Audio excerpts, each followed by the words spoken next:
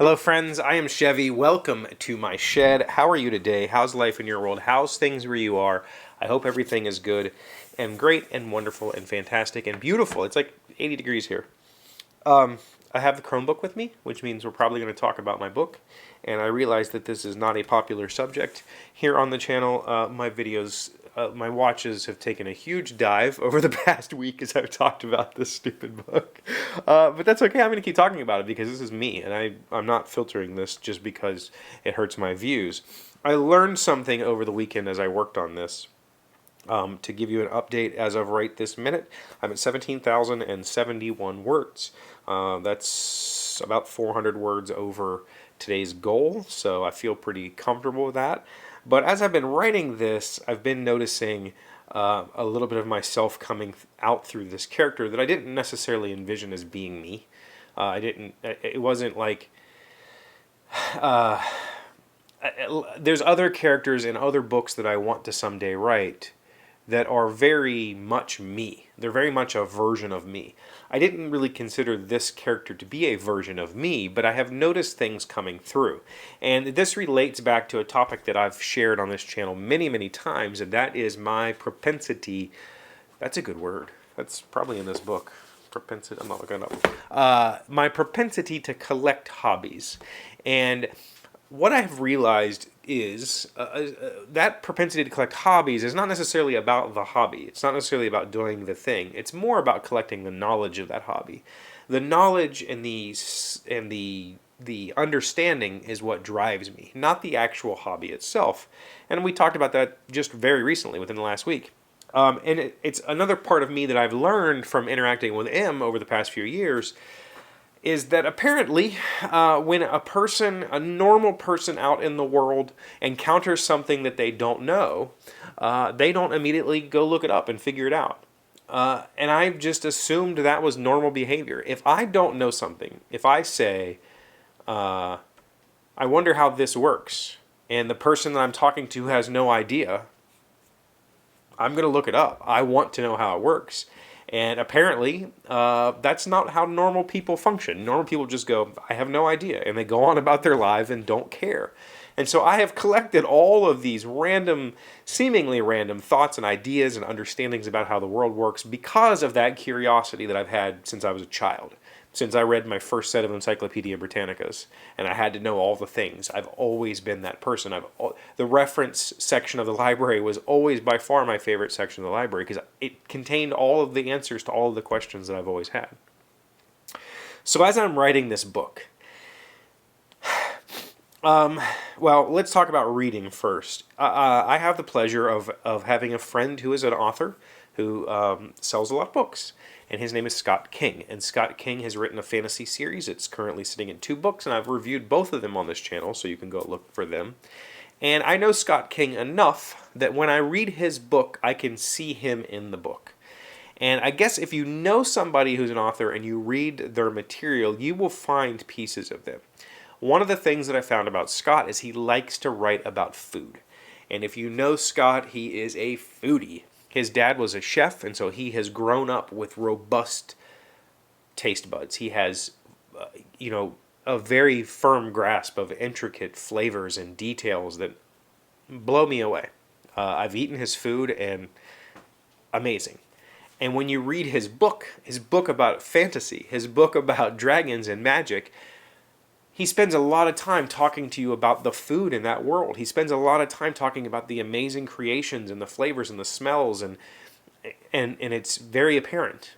He was also a college professor in a former life, and that comes through in the book. The teaching aspect, the student aspect comes through in his books. So pieces of Scott come through. As I've been writing this, completely unintentionally, suddenly my knowledge of a whole bunch of things have started to pour into this material.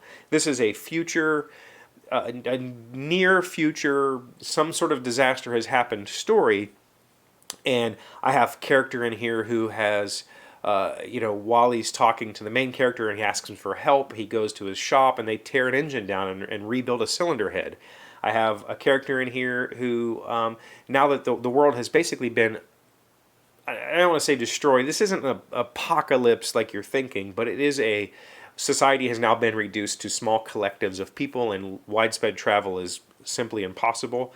And so electricity on a global scale is not a thing. There's no global communications. However, there are people with ham radios and ham radio towers, and they are relays, and they are like, bunker themselves in these heavily guarded compounds because they're the only thing holding society together as a whole.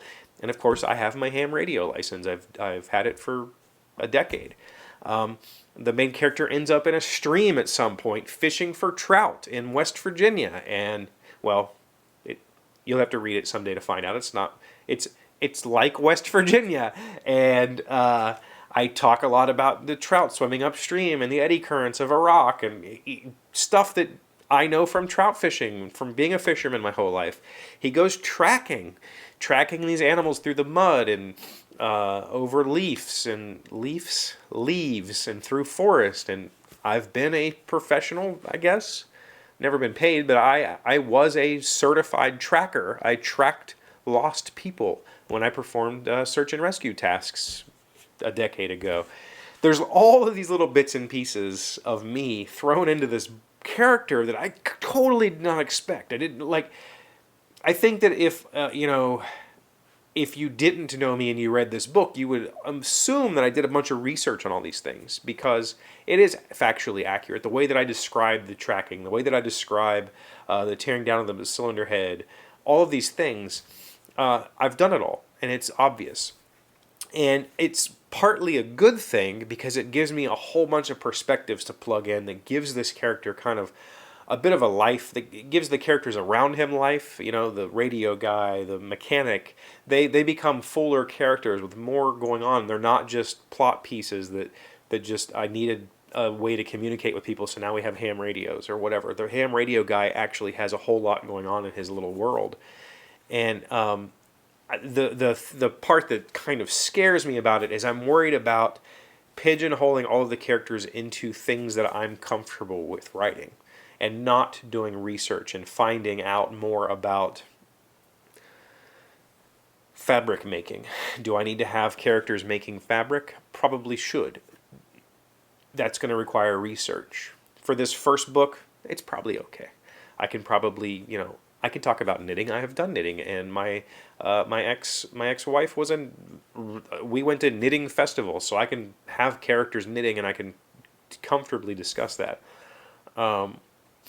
So, on one part, it's good. I have cool factual information to put into a book to give it that realism that I'm looking for. On the other hand, I'm worried that I'm not going to branch out and write about things that maybe I don't necessarily understand at the time, but that I could easily research. But I'm not going to do that because I have all of my skills to talk about. I don't want this book to be about me. This main character is not me. He's really not me. It's not like a character that I aspire to be or anything. It's just a character. So, thought that was a little fun discussion. All of my little weird skills that I've developed over the years have been coming out in wonderful ways. So, 17,000 words. I'm still on target. We'll see what happens. Thanks for being here as always. Thanks for liking and commenting, subscribing, being amazing friends and wonderful people. I really appreciate you. And I'll see you again tomorrow. Today's word you should know to sound smart is demiurge. It's a noun meaning a powerful creative force or a creative personality. After trying a few different professions, Jackson realized that his ability with artifice combined with his family connections would make him a marketing demiurge. Demiurge. Demiurge. My main character is a demiurge of magic. That's not me.